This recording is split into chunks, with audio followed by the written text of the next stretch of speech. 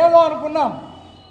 ఇప్పుడు కూడా ఆయన సూపర్ 6 గతంలో ఆయన చేసిన సూపర్ 6ను ఇలాంటి ఘటనలను ఒక సూపర్ 6గా మనం చెప్పుకుంటే, గోదావరి పుష్కరాలలో 20-30 మందిని పొట్టన పెట్టుకున్నావు.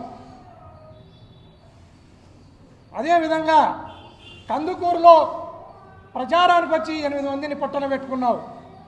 గుంటూరులో ప్రచారానికి వచ్చి 3 పొట్టన పెట్టుకున్నావు. రాజమండ్రిలో ప్రచారానికి వచ్చి 2 పొట్టన పెట్టుకున్నావు.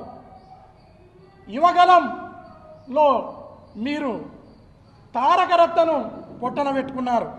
ఈరోజు టీటీడీలో 6 మందిని పొట్టన పెట్టుకుని ఇది ఒక సూపర్ 6గా మీరు చరిత్రను సృష్టించినారనేది ఈ సందర్భంగా తెలియజేస్తున్నాను. అదే కాకుండా రాష్ట్ర ప్రజలందరూ కూడా గమనిస్తే మరొక సూపర్ 6 స్థానంలో తిరుమలలో డెత్ 6ను ఈయన అమలుపరిచినారు.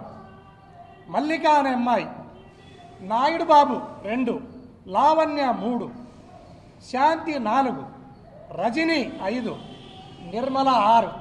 ఇది కూడా డెత్ 6గా మనము భావించాలి. ఈ ఘటనలు జరిగిన తర్వాత నాకు అత్యంత నవ్వొచ్చిన విషయం ఇంకోటి, రాజీనామా లేకుంటే చైర్మన్ను సస్పెండ్ చేసి ఇమ్మీడియట్గా నీకు ఇది తగదు అని పంపవలసిన బాధ్యత ఈ ప్రభుత్వం పైన ఉంది. నిజంగా పోలీసు వ్యవస్థ మీద అందరూ దుమ్మెత్తిపోస్తున్నారు.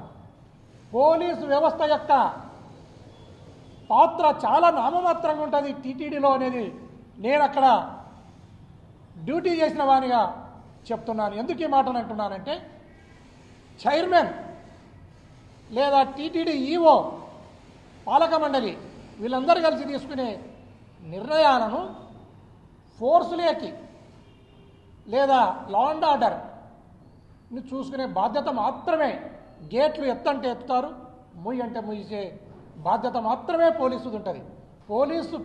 అసలు పోలీసులను ఎస్పీ స్థాయిని, డిఐజీ స్థాయిని కూడా టీటీడీ ఎంప్లాయీస్ కానీ, టీటీడీ అధికారులు కానీ, టీటీడీ వ్యవస్థ వీళ్ళని ఎక్కడ కూడా ఏమాత్రం వీళ్ళని అలో చేయకుండా వీళ్ళను డైరెక్ట్గా దేవుని దగ్గరికి పోయే హక్కు కూడా వీరికి ఉండదు. అక్కడ డ్యూటీ చేసేవారికి కూడా వాళ్ళవి నామమాత్రపు అధికారాలు ఉంటాయి.